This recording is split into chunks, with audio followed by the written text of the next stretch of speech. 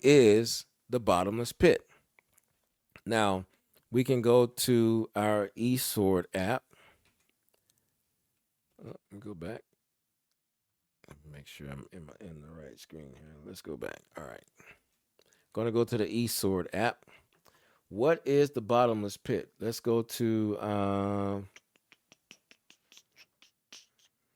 Revelation chapter 20, verse 1. We're going to identify the bottomless pit. There is a word that is used to define the bottomless pit that I think we will find very interesting, which says it's a variation of depthless, that is specifically infernal. Hello. The bottomless pit is depthless, that is infernal. What is depthless? Has no depth. No, another word for depthless is deep. We see that. Abyss. Now, remember, Jesus comes from the clouds of heaven with his angels with great power and great glory. The wicked die at the brightness of his coming. The dead in Christ rise. We which are alive and remain meet the Lord in the air. We're leaving the earth. And so shall we forever be with the Lord, right? The saints, right? The wicked that are dead shall be from one end of the earth to the other as dung, not lamented, not buried, right? This should be as dung from one end of the earth to the other. The earth will be as an abyss. The bottomless pit is described as a deepless abyss. We see this word in another place to even more identify that this bottomless pit is the earth. That's a spoiler alert, sort of, right? Genesis chapter 1 says this, and the earth was without form and void, and darkness was upon the face of the deep. Darkness was on the face of the abyss. It was deep, deathless, right? But consider this. When Jesus comes, there's going to be earthquakes, destruction. The wicked are going to be dead. There's going to be misery. There's going to be darkness. It's going to be a desolate place. Satan is going to be bound there with his angels. All the wicked are dead. The earth, a desolate place. The saints won't be there. They will be up in glory with the Father, being priests to God in Christ. Look how the earth is explained. The earth was without form and void. Void means empty, right? Undistinguishable ruin, right? Without form is it lies in waste. There's desolation of surface. It's an empty place. You see that? Darkness was upon the face of the deep. The dark, misery, destruction, death, sorrow, wickedness. All of these words that are used to describe the earth before it was made habitable are the similar words that is used to identify the bottomless pit. Now, putting all this information together, we can see that these words identify the earth in Genesis, as well as these words and these circumstances or situations identify the bottomless pit in Revelation. So it's easy to assume and fair to assume that this bottomless pit in Revelation chapter 20 represents the earth. Now, remember, putting pieces of the puzzle together, here a little, there a little. We see these words that appear here, and we see these words that appear there that are the same in a lot of cases, and we can put them together. The meanings are the same in a lot of cases, and we can put them together. Thus, we say again, the bottomless pit is the earth. It's the and also remember, it's the infernal region. It's not on fire yet, but it will be. Now, next question. Why is Satan chained? You see the image right there? I did that on AI, right? He's in a chain. Satan. That's the that we're gonna use that image to represent Satan.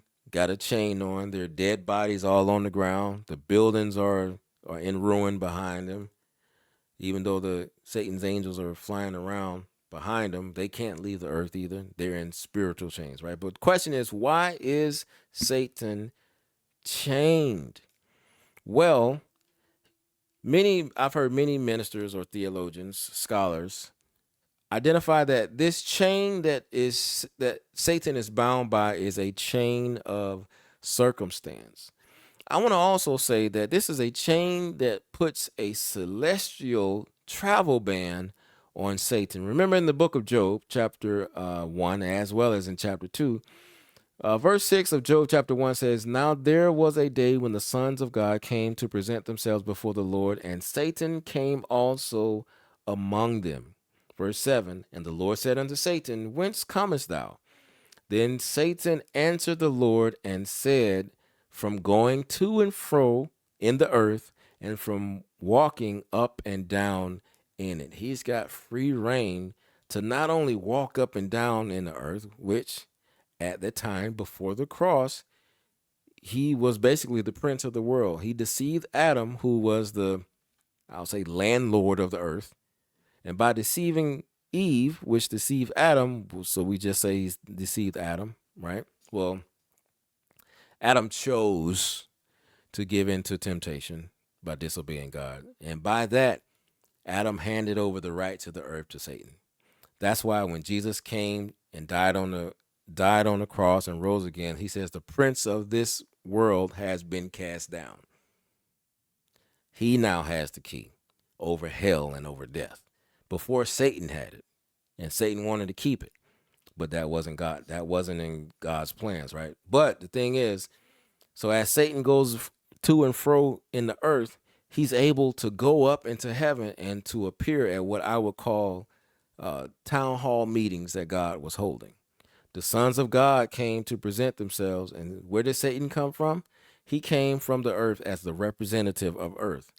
Where did you come from? I came from the earth, walking, going to and fro in the earth and walking up and down in it. So he's now chained to the earth. He can't leave. He can't leave. Also, another chain of circumstances would be that there's no one there for him to accuse. Remember, he's called the accuser of the brethren. For the accuser of the brethren is cast down, which accuses them before our God day and night. All the wicked are dead. There's no one for him to deceive. There's no one there for him to accuse. Even in Revelation chapter 20, verse 3, and when the angel Abaddon, who has the key to the bottomless pit, cast him into the bottomless pit and shut him up and set a seal upon him that he should deceive the nations no more. Satan's job is to kill, steal, and to destroy. He loves to deceive. He loves to deceive. He loves to try to hurt God by hurting you, or cause you to go against God's law, his will, so that he can accuse you before God day and night. This who you died for? This who you gave your life for? How you gonna accept him and you rejected me? He worse than me. These are the accusations of Satan, my imagined accusations of Satan before God, right? Get you to trip up and do something, to fall, and then it tricks you to tell you how good it's gonna be, how good this sin gonna feel, how good it's going to be to taste this, or how good it's going to be to do that, how good it's going to feel, how much fun you're going to have. And then when you do it, that you feel guilty about it, he goes up and accuses you before God. Crazy, ain't it? But while all the wicked are dead, there is no one for him to deceive. And he's chained, so he can't even go where the living are. He has to stay down here where the dead are. And the thing is, I read a book, and they put it this way. Since the fall of Adam, Satan has been busy plotting and planning against mankind to cause their downfall, to cause their destruction, to cause them to go against God because he hates God. And if he can hurt you to hurt God, he's going to do it. If he can use you to turn against God, to hurt God, he's going to do it. And as we look at how the world is, every moment in every time zone, there's somebody up. As the time zones go around the world, as the sun goes around the world and morning comes here and night comes there and morning comes here and night comes there, just 24/7, there's always somebody ready to be deceived. So since the fall of Adam, Satan has been busy plotting and planning and deceiving. He hasn't really had time to consider the error of his ways, has not had time to, he hasn't taken a moment, not a second, to think about the destruction that he's caused, to think about the consequences that he may face, because each and every moment there's a new thing, a new temptation, a new person all around the globe to wreak havoc on. But now he's chained by this chain of circumstances. He can't leave the earth. No more appearing at town hall meetings in heaven. No one to accuse, no one to deceive. For 1,000 years, he's in this place. He has nothing else to do but think, to consider his wrong, to consider the judgment that he's to face, to consider and think about all the people that he's deceived.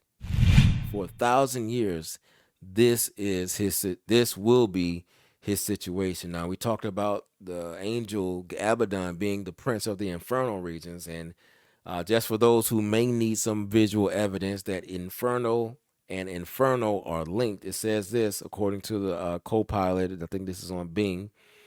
It says infernal is an adjective describing something related to hell or resembling hell, while inferno is a noun that typically refers to a large fire or a hell-like place. So this is going to be an infernal inferno, pretty much, right? So we talked about the angel Abaddon, and Satan's is bound, but we also know that his angels will be bound with him as well. And I think I jumped the gun on this one. I keep forgetting I put these slides in here. Again, the angels of Satan will be chained as well. For if God spared not the angels that sinned, but cast them down to hell and delivered them into chains of darkness to be reserved unto judgment.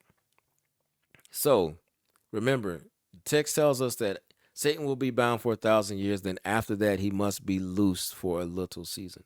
But he's chained on the earth, can't leave earth. There's no more celestial traveling through space, through the celestial sky. None of that. Especially not while there is a 1,000-year judgment session going on in heaven. Remember, John says that he saw thrones and them that sat on the thrones, and judgment was given to them. He says this, but Daniel also said it in Daniel chapter 7, verse 22, where it talks about how this horn made war with the saints and prevailed until the Ancient of Days came, and the judgment was given to the saints of the Most High, and the saints of God possessed the kingdom, right? So here during the 1,000 years, they're possessing the kingdom, and judgment is given to them. Now,